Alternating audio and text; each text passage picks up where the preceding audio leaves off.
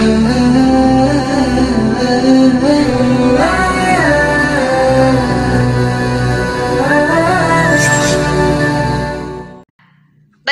jika pasangan kita temperamen dan membuat kita takut bersikap, berpendapat maupun berekspresi? Itu aja Ibu, terima kasih.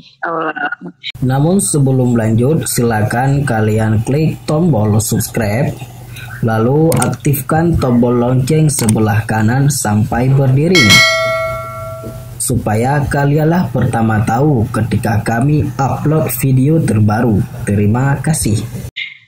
Kemudian pasangan temperamen, jadi kita takut. Nah ini emang kadang-kadang kalau kita punya pasangan temperamen, atau temperamennya macam-macam, apa karena dia punya watak yang ekstrovert, atau mungkin dia budaya waktu dia kecil atau pola asuh keluarganya. Ada beberapa daerah memang orangnya itu bukan kasar, tapi memang kalau ngomong kuat gitu. Termasuk di daerah ayah saya ya, kan saya orang Bugis Makassar. Ya, itu suaranya tuh pita suara orang Bugis Makassar memang sudah tebal. Dia lagi nggak marah aja keras ngomongnya. Gitu, ya.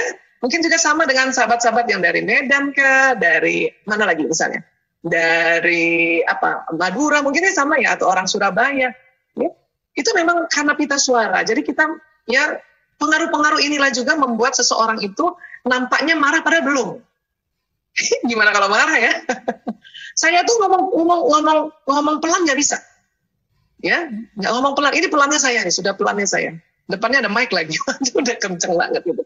Ya, karena pita suara. Oke, nah, jadi kita lihat dulu kenapa dia. Kita sebut dia keras atau bertemperamen tinggi. Kenapa? Wataknya kah atau budayanya kah? Kalau kita sudah tahu watak dan budaya, sudah nggak usah terlalu dianggap bahwa dia jahat sama bukan. Oh, memang dia orang ekstrovert. Kemudian dia orang yang misalnya orang Bugis misalnya, emang ngomongnya keras. Udah tenang aja gitu. Nah, kalau mau tahu bahwa laki-laki marah banget, kesel banget, nah itu tadi dia. Dia membentak keras dan terasa yang dia punya emosinya marah atau memukul meja kah atau mukul tembok, itu baru kita bilang bahwa dia marah banget. Jadi ada klasifikasinya ya. Ada klasifikasinya. Jadi bukan berarti suami yang ngomongnya tinggi dia itu temperamen, bukan. Dia karakter suara, pita suara. Terus gimana Bu Isa? Seandainya saya yang suami saya itu yang memang temperamen, ya makanya dia suka pukul meja apa segala macam.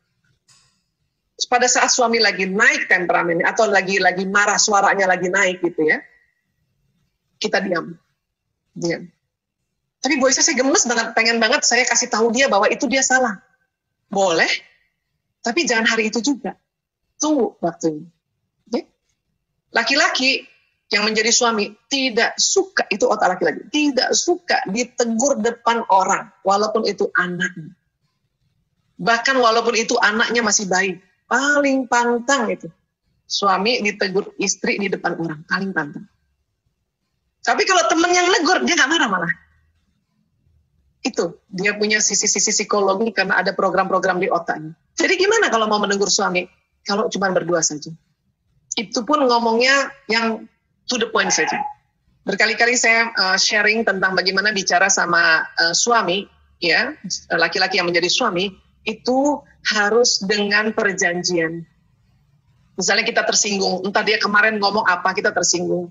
Kita mau bilang bahwa itu tersinggung, itu harus janjian. Misalnya kan kemarin, hari ini, ya kita WA suami, ya nanti habis Isya sekitar jam 8, aku minta waktu 10 menit aja, atau 15 menit aja. Biasanya ditanya kan, mau bicara apa? Nggak, aku mau bicara perasaan aku. Itu mujarab loh. Ya? Nah, nanti laki-laki pada saat jam 8 itu dia sudah siap-siap. Kadang-kadang kalau kadang-kadang saya suka lupa, nanti suami yang bilang, tadi katanya lu ngomong, kamu, oh iya. Dan saat itulah laki-laki ngomong sama istrinya, nggak bawa gadget. Karena udah janjian. Tapi kalau sudah bilang 15 menit, 15 menit. Jangan diulur-ulur. Kenapa? Karena besok-besok kalau kita mau janjian lagi, dia udah nggak percaya. Ya kan? Nah, sampaikan pesan saya. Ya, aku kemarin sedih banget. Kamu ngomong kayak gitu, aku tuh tersinggung. Jadi aku.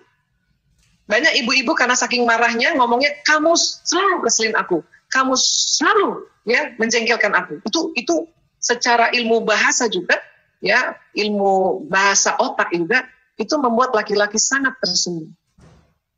Makanya ayah aku sedih banget. Jadi aku Yang sedih kan aku, dia kan belum tentu sedih. Misalnya gitu, aku sedih ya. Dan nggak usah lama-lama. Saya biasanya kalau mau ngomong sama suami, selalu lihat jam dinding. Makanya di kamar ada jam dinding besar bang. Kenapa? Lihat jam. Walaupun pada pengen ngomong panjang banget, pengen banget ya. Bahkan pengen ngelabrak, tapi kita tahan itu. Itu namanya manajemen emosi. Dalam hati kita istighfar terus, ya Allah, astagfirullahaladzim. Karena lagi-lagi kalau kita sampaikan dalam waktu hanya 10 menit, 15 menit, atau paling panjang 30 menit, itu malah masuk nih dia. Biarkan dia merenung dulu. Laki-laki setelah itu kita nggak usah panjang-panjangin, kita tinggalkan, dia merenung. Oh, istriku rupanya kalau aku ngomong kayak gini nggak suka. Dia baru menganalisa. Oh, gitu. Ya, inilah teknik-teknik sebetulnya kalau kita mau mengungkapkan perasaan kita kepada laki-laki atau pada suami dengan cara seperti itu. Ya. Saya dulu salah. Kalau suami saya misalnya marahin anak saya yang laki-laki semua di depan anak-anak, saya bilang, bukan gitu ayah salah, bukan gitu maksudnya si ini itu paling pantang buat suami. Ya.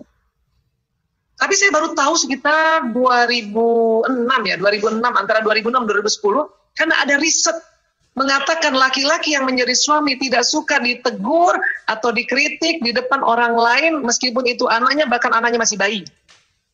Wih, langsung astagfirullahaladzim, keliru saya. Pantesan reaction terus suami pada saat itu, nggak mau dengar. Setelah tahu langsung minta maaf. Ayah, aku minta maaf kalau selama ini negur kamu depan orang, aku nggak ngerti. Aku pikir perempuan bebas berpendapat, ternyata ada caranya. Penelitian ini bukan penelitian ecek-ecek, penelitian dunia, ternyata aku minta maaf. Setelah itu, pokoknya kalau ada apa-apa, misalnya saya nggak setuju, suami saya tegur anak saya, itu saya diam aja. Saya pakai dialog kalbu tadi. Ingat sinyal? Saya selalu langsung diam, langsung saya minta doa. Ya Allah, ya berikan kekuatan ya pada anakku. Dan dia mengerti, bapaknya bilang seperti itu karena bapaknya sayang. Kalau nanti pada si suami, saya langsung lihat suami, terus ngebatin, saya ngomong, ya Allah, angkat marahnya suamiku, ya Allah, astagfirullahaladzim. Angkat jengkelnya dia, ya Allah, berikan kelembutan. Karena anak-anak lebih lembut, itu lebih mengerti. Itu jadi tugas kita sebagai ibu tuh, di dekatnya itu jangan pakai mulut ngomongnya. Heart to heart communication, karena ada sinyal tadi. Dan itu latihan, nggak semerta-merta. Karena kebiasaannya pakai mulut, itu latihan. Ya, jadi sekali lagi bisa jadi seperti ini. Mudah-mudahan ini juga bisa jadi satu tambahan teknik ya buat kita semua ya. Ya, Miss Emi, mudah-mudahan bisa terjawab, Insya Allah. Ya. Mungkin host bisa bantu Miss Emi. Terkunci lagi. Ya, baik, terima kasih Bu Dr. Aisyah Dahlan untuk jawabannya yang semoga bisa kita aplikasikan dalam keseharian.